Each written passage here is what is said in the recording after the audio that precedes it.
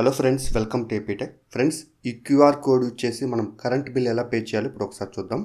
Friends, ఇక్కడ చూడండి. ముందుగా ఇక్కడ మనం గూగుల్ క్రోమ్ బ్రౌజర్ని ఓపెన్ చేసి నెక్స్ట్ ఇక్కడ సెర్చ్ ఇంజిన్ రైట్ సైడు మనకి గూగుల్ లెన్స్ ఉంది కదా, దీన్ని క్లిక్ చేసుకోవాలి.